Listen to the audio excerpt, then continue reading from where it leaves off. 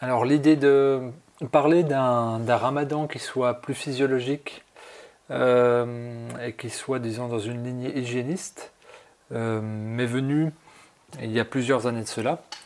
Et à chaque fois, j'étais pris par le temps, pris aussi par des considérations euh, autres que le simple fait de vouloir conseiller de manière pratique le ramadan, comme on le demandait souvent, parce qu'il y a de plus en plus de gens qui me demandent des informations sur comment pratiquer un ramadan qui soit plus physiologique et qui soit vraiment une opportunité de nettoyage du corps. Mais le souci, c'est que j'étais pas musulman et encore moins pratiquant du ramadan euh, et encore moins expert dans le domaine religieux de l'islam. Alors néanmoins, ce que je disais, beaucoup de musulmans que je peux rencontrer, que ce soit en consultation ou de manière amicale ou en conférence, m'interrogent pour avoir des conseils afin de vivre une période de ramadan qui soit plus reliée à la santé. Alors j'ai longtemps hésité à entreprendre cet enregistrement car à l'instar des interventions que je peux donner en Guadeloupe, où je veux pas paraître le blanc colonisateur qui donne la leçon aux locaux, je voudrais pas passer pour le non-musulman qui conseille aux pratiquants l'art du ramadan. Donc ça c'est vraiment ce que je veux éviter à tout prix, pas que sur cette causerie-là, mais sur l'ensemble de ce que je peux faire, c'est de donner la leçon facilement, d'être dans un pseudo-jugement ou d'être dans un maintien de savoir qui viendrait expliquer, moi qui ne suis pas dans une sphère ou une autre, à des gens qui sont pratiquants ou qui vivent dans des circonstances spécifiques, comment faire. Donc je parlais de la Guadeloupe, mais ça peut être tout un tas d'autres choses quand il m'arrive de faire des interventions pour des gens qui sont dans des foyers de réinsertion avec la banque alimentaire, etc. C'est toujours des choses qui sont compliquées quand on est extrait du contexte. Alors là, pour revenir aux deux exemples que j'ai cités, donc la Guadeloupe et puis le Ramadan, ce qui est le thème de cet enregistrement, au-delà de l'histoire, de la couleur ou de l'obédience qui peut segmenter les hommes. Pour moi, il y a aussi l'objectivité physiologique derrière laquelle je peux me cacher pour avoir l'immense prétention de parler de ce qui m'est culturellement absolument inconnu. Donc, bon, blague à part, hein, c'est une petite pointe d'humour, d'ironie, on va dire. Mais pour moi, le ramadan est un sujet de réflexion absolument passionnant. Pour quelqu'un qui, comme moi, s'intéresse d'assez près au jeûne, et puis aussi avec cette tentative de toujours faire le lien entre le corps et l'esprit. Le ramadan réunit cela. Alors donc au-delà des approximations que je pourrais avoir, j'essaierai ici d'avoir un regard extérieur sur le ramadan que je connais bien trop peu. Mais justement, ce seront des simples conseils détachés de toute émotion et avant tout bienveillants pour les musulmans qui souhaitent allier ramadan et mode de vie physiologique. Voilà, ça me semblait utile de faire ce préambule pour pas qu'il y ait de volonté d'interférence de ma part ou d'incompréhension de la part de personnes qui pourraient se sentir jugées de la part de quelqu'un qui n'y connaît pas grand chose. Alors, voilà, le but c'est évidemment de ne jamais être dans le jugement. Par contre, d'être dans le conseil objectif, voilà, par rapport à la physiologie corporelle, vu que je m'intéresse à l'alimentation aux jeunes, le ramadan lie ces deux choses. Voilà. Donc un ramadan plus physiologique, c'est souvent la remarque que me font les musulmans pratiquants qui veulent faire attention à leur équilibre alimentaire et qui me posent des questions et que j'essaie de conseiller. On me dit tout le temps, j'essaye de bien manger, mais faire le ramadan en famille c'est difficile car on mange trop et tout le temps. C'est mal associé, c'est lourd, c'est répétitif et on sort du ramadan encore plus fatigué. J'en ai même rencontré qui avaient pris du poids pendant la période de ramadan, alors là c'est un comble pour une période qui est censée être un jeûne, mais ça arrive.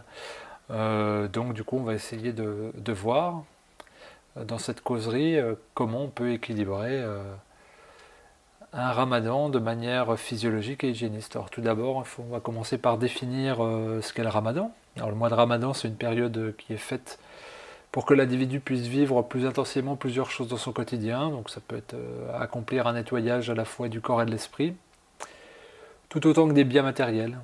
C'est un moment de partage privilégié, fraternel, où la famille tient une place prépondérante et on prête davantage attention aux plus démunis. Alors l'idée c'est aussi de mettre au centre de sa vie une attention envers les plus pauvres et donc de s'alimenter avec une extrême parcimonie. Enfin, et c'est une dominante essentielle, il s'agit aussi de nourrir sa spiritualité. Et là, ça va être de tenter de se rapprocher du Créateur et d'élever sa foi. Alors concrètement et quotidiennement, le pratiquant va arrêter de s'alimenter au lever du soleil et va rompre le jeûne au moment du coucher du soleil. Donc le jeûne est un jeûne sec, durant lequel on ne va pas boire et on ne va pas manger. Je rappelle à nouveau ici que mes conseils sont ceux de quelqu'un qui s'intéresse à la santé naturelle à travers des thèmes comme l'hygiène vitale, le jeûne et l'alimentation, et qu'il n'y a derrière mes conseils aucune forme de jugement, et qu'il ne s'agit pas à travers cette causerie de remettre en question quelque tradition que ce soit, mais plutôt de donner des conseils pour ceux qui souhaitent adapter au mieux leur mode de vie durant ce mois vers quelque chose de plus physiologique et profitable au niveau du corps. Alors, il peut être en effet très intéressant de prendre le parti de cette période de 30 jours, 29 jours, pour faire du bien à son corps, en plus du travail spirituel qui est recherché. En effet, nous avons bien trop peu l'occasion, dans les rythmes de vie que nous avons, de nous couper de nos habitudes de vie pour nous occuper de nos besoins profonds et de notre corps. Donc du coup, le ramadan, c'est une fenêtre idéale et joyeuse pour vivre davantage sa foi.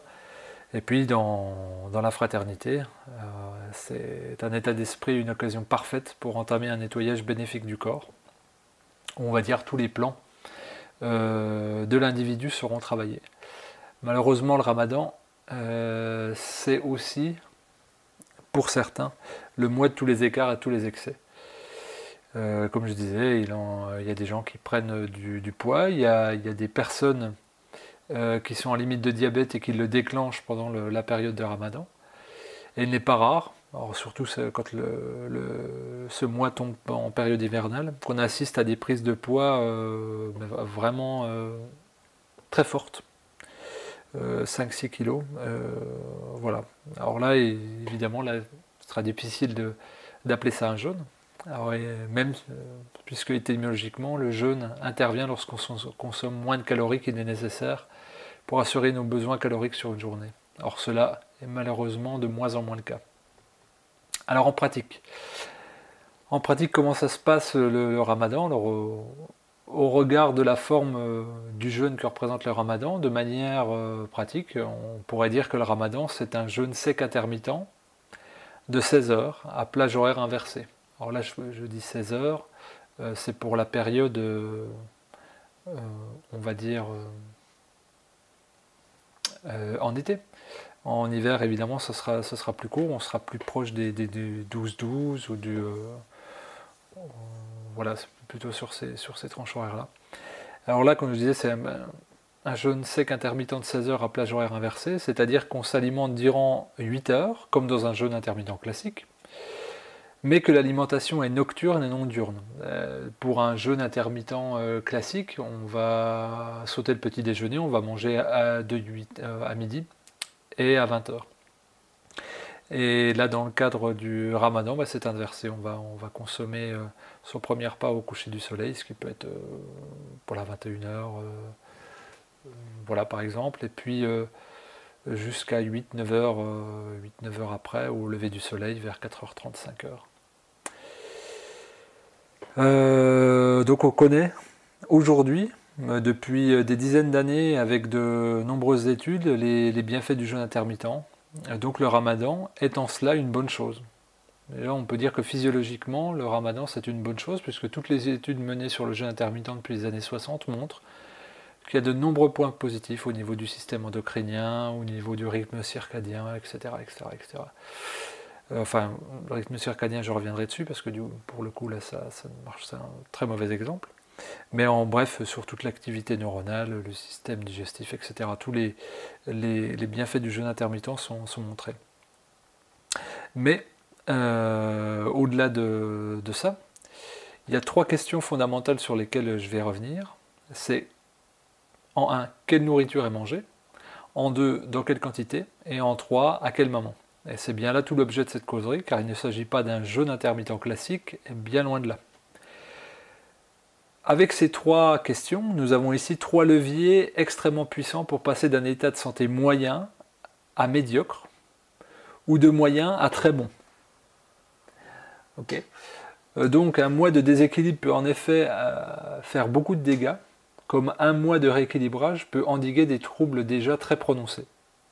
Nous allons donc détailler concrètement, point par point, ces 3 aspects, puis voir quels conseils on peut mettre en pratique pour faire de ce mois une aubaine pour le corps. Alors, je prends ici le parti clair de conseiller l'individu qui souhaite entreprendre le ramadan en faisant vivre son corps le jeûne le plus profond et profitable qui soit. L'objet de cette causerie n'est que celui-ci, aider le pratiquant qui le souhaite à détoxifier au maximum son organisme durant ce mois de ramadan. Je dirais presque au-delà de tout autre aspect. Alors, première question. Quoi manger? Alors, si on dit quoi manger, on est obligé de regarder ce qui est consommé traditionnellement, entre guillemets. Alors, pour ce qui est de la coutume, il est bien difficile, hein, comme pour toute chose, hein, dans le monde multiculturel dans lequel on vit, il est bien difficile de décrire d'une manière générale une pratique alimentaire de type pendant le ramadan, car cela va différer grandement selon le pays, selon la culture, selon le rang social, etc. Mais il y a bel et bien des points de convergence entre tous ces domaines-là. Et je parlerai ici des pratiquants des pays occidentaux de classe moyenne, pour simplifier, hein, puisque ce sont ceux-ci qui risquent d'être le plus atteints par cet enregistrement. Et donc c'est pour eux. Ce qui me semble extérieurement difficile pour les musulmans, c'est de faire perdurer une tradition millénaire dans une époque et un contexte qui le permet de manière somme toute limitée. Les aliments ont en effet été tellement transformés qu'il est devenu très compliqué de faire des transpositions qualitatives. Le blé n'est plus le même, parce qu'on sait que le blé, la farine de blé sont une base essentielle voilà, dans l'alimentation dans le ramadan. Aujourd'hui, le blé, il est plus riche de 14 paires de chromosomes et il a quadruplé sa teneur en gluten. Le lait de chèvre frais, traditionnel ou caillé, a été remplacé par du lait de vache industriel pasteurisé. Et les dattes, qui sont grandement plébiscitées, ne sont plus fraîches mais sèches et d'une qualité industrielle parfois douteuse, etc., etc. Ça, c'est pour 3 exemples qui sont extrêmement parlants. Le fait qu'en 40 ans, le blé soit devenu totalement OGM, c'est clair, puisqu'on a triplé ses paires de chromosomes, qu'on a fait exposer sa teneur en gluten pour sa facilité à le pétrir, et à le faire lever, et que le lait de chèvre frais, qu'on pouvait faire cailler, voilà, là c'est du lait de vache industriel, des vaches qui ont été presque créées sur demande pour la capacité, comme les Holstein, à fournir des hectolitres de lait. Donc il y a ce problème-là, en fait, de transposition, pour moi, qui est un vrai souci, au-delà de la quantité. Alors de même que si on parle de quelques générations en arrière, il n'y avait pas de frigo, hein, et donc là je vais parler des pays du Maghreb ou du Golfe, là où se trouvait la majorité des musulmans. Donc il faut déjà recontextualiser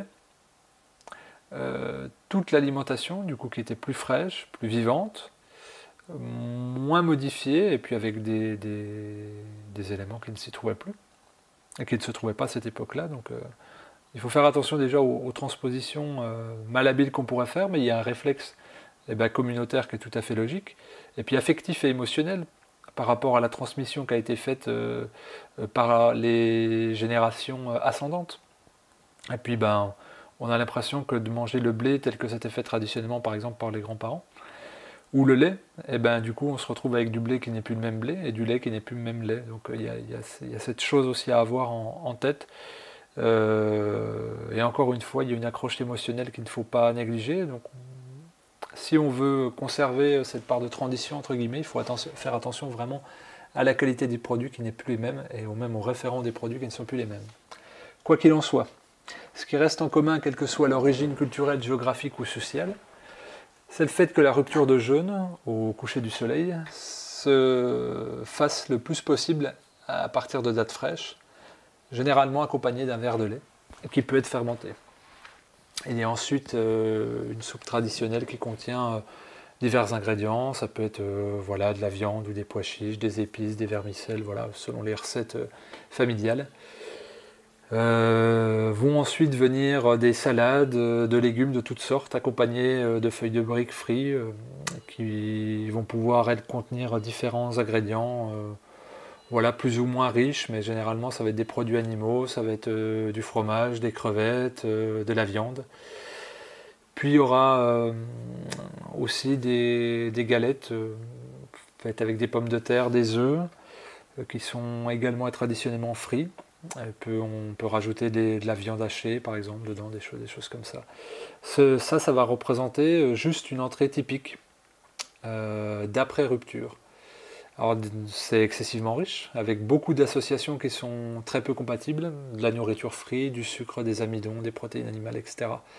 Et ça ce n'est qu'un préambule au plat de résistance, qui sera suivi, lui, de nombreux gâteaux sucrés, de confiseries, elles aussi extrêmement sucrées. Et puis ça va souvent être accompagné de café ou de thé, généralement à la menthe, eux aussi sucrés. Donc je reviendrai après, plus tard, sur tout ça.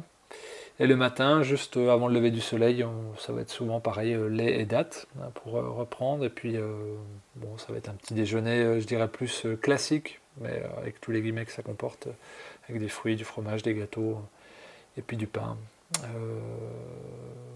Alors, encore une fois, il y a le gros de la consommation se fait vraiment à la rupture du jeûne. Mais peut y avoir une consommation qui s'étale sur toute la nuit et puis qui peut amener à diverses tendances et divers excès. Alors déjà, là c'était pour répondre à la question quoi manger. Je reviendrai après en détail sur ce que j'ai pu dire. Là c'était ce qui peut être mangé traditionnellement, dans les grandes lignes et de manière vulgarisée. Ce qui peut être mangé traditionnellement, mais il faut faire attention à comprendre qu'il y a vraiment plusieurs façons de concevoir la rupture de jeûne. Moi, je vais m'attarder sur le fait de supprimer les aliments les plus toxiques, ceux qui vont voler de l'énergie sans en donner. Alors, ça va être les aliments raffinés qu'il faut supprimer en premier, donc le sucre, le sel et l'huile. Les produits laitiers à base de lait de vache, les céréales à gluten, les plats préparés industriels, tout ce qui va contenir des additifs alimentaires, les boissons sucrées et gazeuses de type soda, les pâtisseries composées de ce que j'appelle le trio infernal, sucre raffiné, farine de blé raffinée et lait de vache pasteurisé. Donc ça c'est vraiment à proscrire. Voilà du peu de détails que j'ai pu faire, grossièrement. La nourriture va être souvent trop sucrée, trop grasse, et surtout trop pauvre en fibres. Alors ça va entraîner une glycémie plus qu'élevée, accentuée par un taux de cortisol qui est à son plus faible, puisqu'on va manger la nuit, là où le cortisol est vraiment, on va dire, en dormance.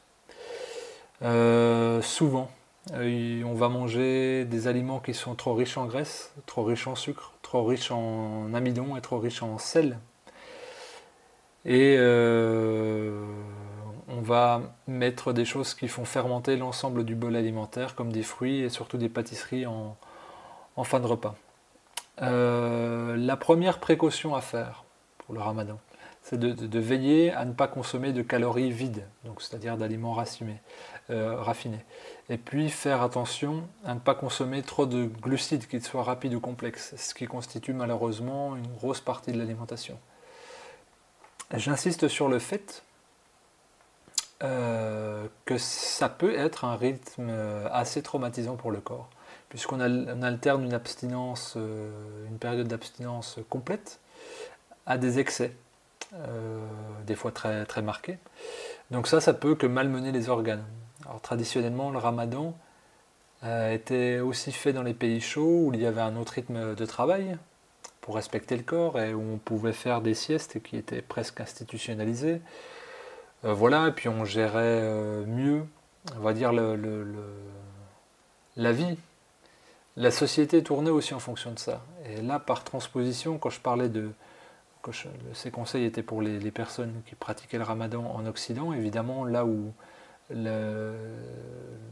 l'islam n'est pas majoritaire en tant que religion, et donc c'est pas, on ne peut pas institutionnaliser quelque chose, et la société ne tourne pas autour, on va dire, du mois de ramadan.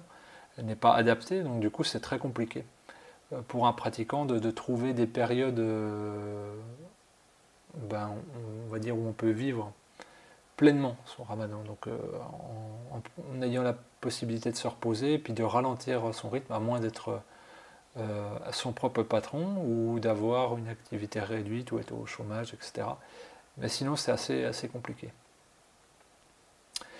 Dans ce souci de moins traumatiser le corps par des rythmes non physiologiques, il faut faire attention à la nuit, qui va souvent ressembler à un marathon, avec une digestion permanente de 10 heures. Ça, c'est ce que j'entends souvent. L'hygiène de vie pendant cette période n'est pas optimum, et il arrive très souvent qu'on mange plus qu'à satiété le soir avec des aliments plaisir, entre guillemets. Et on va dormir très peu la nuit, et surtout le ventre plein. Il y aura moins de sport sur cette période, et beaucoup de repos, pas beaucoup de repos sur la journée par rapport à ce que je disais, au rythme qui n'est pas institutionnalisé, on va dire, au niveau de la société. Donc il faut faire attention à ça. Ça peut vraiment être une épreuve de force, mais négative, de mener un ramadan avec un rythme et une alimentation effrénée. La première chose qu'il faut faire, c'est déjà d'éviter les mauvaises associations. Ça, elles peuvent ruiner vraiment une nuit et ruiner une digestion. Ça évitera deux problèmes, d'éviter une fermentation intestinale et d'éviter la fatigue après le repas. Donc les associations alimentaires, c'est simple en fait. Les fruits seuls, consommer seuls tout le temps, ou une demi-heure avant le repas. Et puis c'est les légumes plus une seule famille d'aliments avec, ou les produits animaux, ou les amidons, c'est-à-dire les sucres complexes, ou les légumineuses, ou les céréales, donc sans gluten. Voilà, il y a 4 possibilités avec les légumes, et on n'associe rien d'autre en même temps. Ça, c'est vraiment la première chose. Faire attention à avoir de bonnes associations. Alors, pour finir de répondre à la question quoi manger, au niveau physiologique, de mon point de vue, par rapport au rythme de la nuit, les fruits devraient constituer au moins 50% de l'alimentation, période de ramadan, surtout cette année, là où ça tombe fin mai, c'est vraiment adapté. C'est simple à digérer, c'est riche en calories, c'est chargé en eau. Il existe en ce mois de mai des fruits faibles en glucides qui ne demanderont que peu d'énergie, surtout au niveau du cortisol et de l'insuline. Alors le top, c'est les baies, les fruits rouges, là qui commencent à arriver, les fraises, les cerises, les framboises, les myrtilles, les cassis, etc. Mais ça va aussi être les kiwis et les pastèques qui arrivent aussi. Donc là, je viens de nommer que des fruits qui sont peu riches en glucides, donc c'est très intéressant. Mais on va aussi pouvoir manger des fruits encore plus riches au niveau calorique et qui ne solliciteront pas de production d'insuline. Ça va être le cas des olives et des avocats. Je nommerai pour ce qui concerne les légumes, les poivrons, les concombres, les carottes, etc., les salades, les champignons, les noix, les graines, les œufs de temps en temps. C'est vraiment une alimentation le plus végétale possible, vers laquelle il faut tendre. Et puis il y a quand même quelque chose qui peut être très bien, c'est les jus de légumes qui vont être parfaits pour l'hydratation, qui vont amener des sels minéraux, des vitamines et des enzymes en grande quantité et qui vont fournir à l'estomac de la satiété, qui ne vont pas casser la nuit. Moi, le souci de ma réflexion, c'est surtout ça.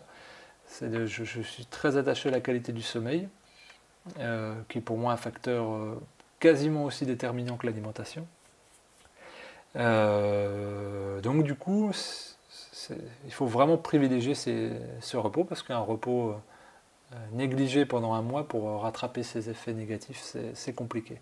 Donc du coup, voilà, une alimentation qui est la plus végétale possible, où on pourra faire quelques écarts en famille, les week-ends par exemple, mais pour les 5 jours de la semaine, on peut tendre là-dessus, il n'y a aucun risque vraiment de carence, absolument pas. Voilà, se tourner vers les fruits, les légumes juteux qui commencent à venir. Et je détaillerai après pourquoi. Deuxième question, c'est quelle quantité manger? Ce qu'on peut dire, c'est que déjà, le ramadan donc, qui a une visée religieuse, c'est que la spiritualité et l'éveil se manifestent avec d'autant plus de facilité que le corps physique est le moins lesté possible. Pour que la prière soit efficace et subtile, la légèreté doit demeurer, et ainsi les autres sens seront davantage nourris et en alerte. Donc pour avoir une prière plus efficace, pour atteindre un lien avec le divin, eh bien essayez de bien mastiquer et de peu manger. Malheureusement, beaucoup de pratiquants mangent souvent plus qu'ils ne peuvent. J'ai entendu les chiffres sidérants de 5000 calories par nuit, même plus. Là, j'étais assez abasourdi. Je le répète encore, il n'y a aucun risque de carence à manger un mois de cette façon. Toutes les études menées sur le jeûne intermittent depuis les années 60 vont dans ce sens. Il n'y a aucun effet négatif. Encore une fois, diminuer sa ration alimentaire sur un mois, ça va permettre de détoxifier. C'est une super aubaine. Donc même si on est sur un régime hypocalorique, même si on ne mange pas entre guillemets équilibré en négligeant les protéines animales ou les glucides, sur un mois, il n'y a vraiment aucun souci. Aucun souci, aucun souci. Il y a des personnes qui mangent comme ça pendant des années et qui n'ont aucun problème. Donc sur une période de 29 ou 30 jours, ça ne sera vraiment pas le cas. Donc manger des quantités raisonnables, par exemple 1000-1500 calories de végétaux par jour, accompagnés de jus de légumes, c'est très bien. Et encore une fois, si on veut, durant cette période, partager des repas familiaux le week-end, par exemple, ou 1 ou 2 soirs par semaine, on peut le faire avec des écarts évidemment modérés pour ne pas tout mettre en bas les efforts qu'on aura fait. Mais du coup, ça serait déjà plus physiologiquement acceptable. On en vient à la troisième question. Quand manger? Alors déjà, au niveau du rythme circadien et de la chronobiologie, la nuit est faite pour renouveler les cellules et détoxifier l'organisme. C'est à ce moment que se fait notre jeûne, d'où le terme de déjeuner. Même en anglais, on le retrouve, breakfast. Donc il y a vraiment cette idée de casser le jeûne. Ainsi, si à l'inverse de cette détoxination, il y a alimentation et digestion pendant le ramadan, nombre de fonctions métaboliques habituelles vont se retrouver perturbées. Cela revient à imposer un violent décalage horaire à notre organisme. Là, c'est pas souhaitable. C'est pour ça que déjà, il faudrait faire une petite descente alimentaire. Là, je ne vais pas m'attarder dessus. Mais il faut noter que dormir dans la nourriture me paraît antiphysiologique et source d'un sommeil superficiel et de profonds troubles au niveau organique. Si le ramadan va tomber en période hivernale avec 12 heures de clarté, le ramadan devient sur le plan physiologique non pas un jeûne mais une période de digestion qui va être inversée. Une digestion pratiquée par la majorité des individus mais de manière nocturne et non diurne. C'est déjà bien de laisser le système digestif aller au bout de ses tâches sans grignotage ou autre, mais il faut faire attention à ce que ça ne soit pas trop lourd. Si l'abstinence dure 18 heures, comme c'est le cas en été, là on est vraiment sur du jeûne intermittent certes, mais il y a jeûne. Physiologiquement, là ça sera vraiment bénéfique. À condition, encore une fois, de ne pas outre-manger, c'est-à-dire de rester dans la société, et surtout de ne pas grignoter, pour relancer le système digestif de manière permanente. Il faut faire en sorte qu'il y ait un maximum de marge pour bien digérer et assimiler. L'idéal étant donc, pour moi, de faire 2 repas seulement. un juste après le coucher du soleil et l'autre juste avant qu'il se lève. Ainsi, la digestion a le temps de se faire correctement et on peut dormir efficacement et prendre des réserves énergétiques et l'hydratation pour la journée. Là, ça perturbe pas grand-chose, on récupère bien la nuit, on a eu un jeûne efficace la journée, et si on fait du repas physiologique avec les ingrédients que j'ai nommés précédemment, là on s'en sort bien. Boire de l'eau au lever suffira pour la journée, et si dans le jus de légumes on va y inclure des aliments riches en sodium comme le céleri branche ou la salade, ça va aider encore plus à garder cette eau dans le corps et à maintenir un équilibre homéostatique largement satisfaisant. Il va y avoir des personnes qui vont manger toute la nuit, et même si les aliments sont sains, la journée va être longue à vivre, car l'organisme dépense énormément d'énergie à digérer, et le sommeil, en plus d'être court, n'aura aucun effet réparateur. Donc j'insiste vraiment sur cette idée de ne faire que 2 repas. Au moment les plus extrêmes, on va dire la période d'alimentation, c'est juste au coucher du soleil et juste avant qu'il se lève.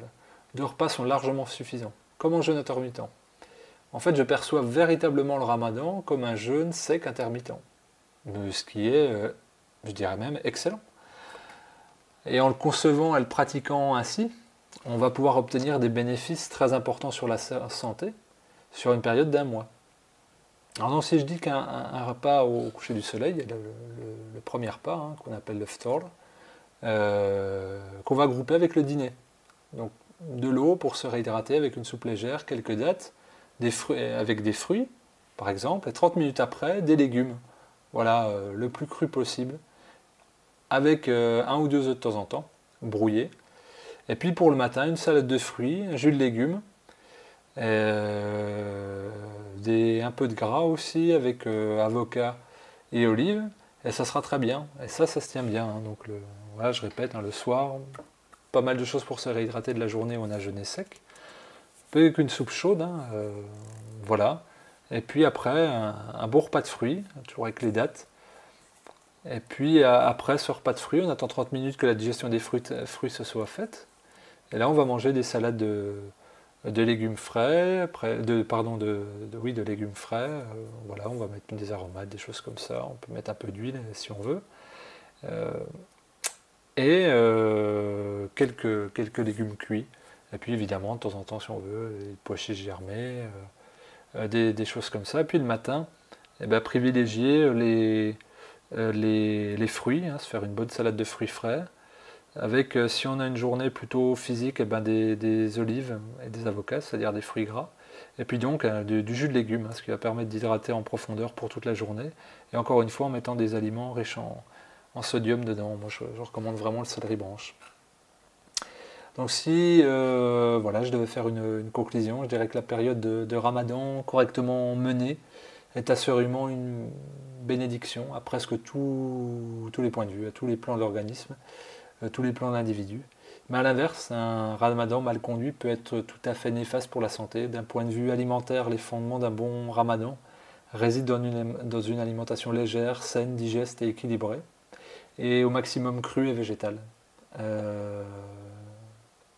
Voilà, ce qui est important aussi, c'est de conserver une petite activité physique, ne pas la stopper abruptement, voilà, pour toujours avoir un rythme et être en dynamique. Voilà, je pense que tout ce que j'ai essayé de donner, j'espère que ça donnera envie à des personnes d'essayer, même si c'est pas sur l'ensemble du Ramadan, de se tester, puis encore une fois de comprendre qu'il n'y avait aucun jugement de ma part, mais juste une volonté de conseil bienveillant. Pour bien dormir, pour bien manger, pour bien digérer, pour bien vivre ses émotions, pour bien vivre sa foi, puis bien partager avec ses proches. Donc je terminerai enfin en souhaitant un joyeux Ramadan à tous les musulmans qui le pratiquent cette année et qui peuvent m'écouter, qu'ils prennent bien soin d'eux et de leurs proches dans ce moment de vie spirituelle si spécial qui, quelle que soit l'aspiration qu'on puisse avoir, est quelque chose de tout à fait précieux dans un mode de vie si brutal et bruyant, et dans lequel prendre le temps de se retrouver, seul avec soi-même et avec les autres, est devenu un bien absolument essentiel.